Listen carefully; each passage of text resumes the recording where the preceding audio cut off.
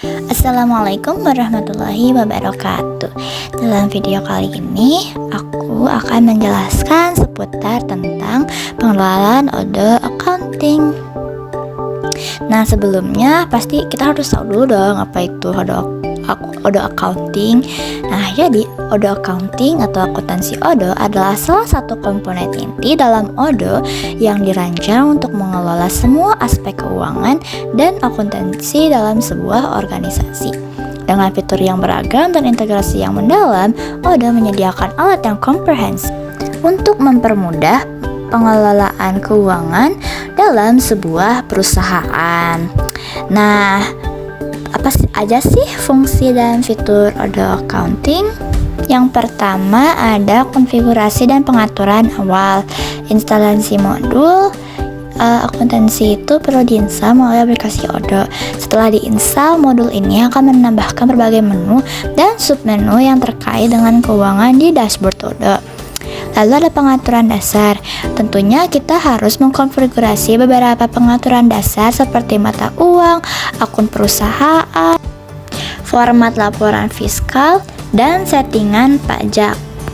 Yang kedua ada pengelolaan buku besar.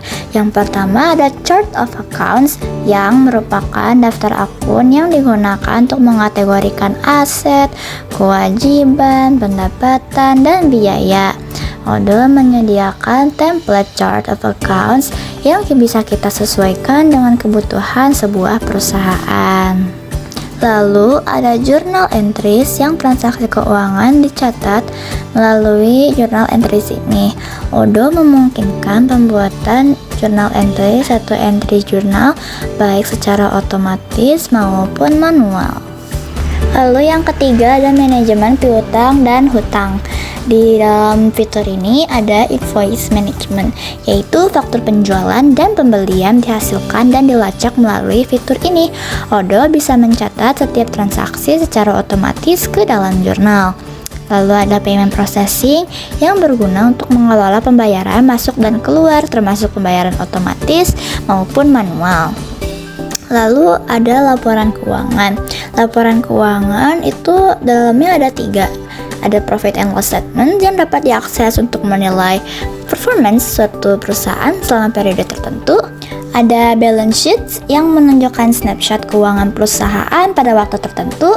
Dan yang terakhir ada custom reports. Penggunaan dapat membuat laporan keuangan khusus sesuai dengan kebutuhan analisis mereka. Yang kelima ada pajak. Nah, di pajak ini ada tax configuration yang mendukung konfigurasi berbagai tarif pajak, termasuk pajak penjualan maupun pajak penghasilan. Lalu ada tax reporting, yaitu laporan pajak dapat dihasilkan untuk memudahkan pengajuan dan verifikasi pajak. Yang keenam ada analisis keuangan. Nah, di dalam analisis keuangan ini ada yang namanya fitur analytic accounts, yaitu untuk melacak dan mengelola biaya melalui proyek yang dapat memungkinkan analisis lebih lanjut mengenai keuntungan dan pengeluaran dalam suatu perusahaan. Lalu ada budget management yang memungkinkan perusahaan untuk menetapkan dan memonitor anggaran untuk berbagai departemen atau proyek.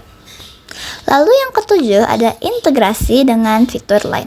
Fitur akuntansi di Odoo sangat terintegrasi dengan fitur lain seperti penjualan, pembelian, dan persediaan. Ini memastikan bahwa semua transaksi keuangan terkait langsung ditangani dan dicatat di dalam sistem akuntansi secara real time. Nah, lalu yang terakhir ada keunggulan dalam akuntansi Odoo. Keunggulannya ini ada 3, yaitu ada kemudahan penggunaan yang memudahkan pengguna bagi mereka yang tidak memiliki latar belakang keuangan, otomatisasi proses, akuntansi mengurangi kesalahan manusia dan meningkatkan efisiensi dalam operasional. Nah, yang terakhir ada keamanan fitur yang keamanan terintegrasinya itu melindungi data keuangan penting dari akses yang tidak sah. Segitu saja dalam video kali ini. Mohon maaf bila ada salah kata maupun perbuatan. Wassalamualaikum warahmatullahi wabarakatuh.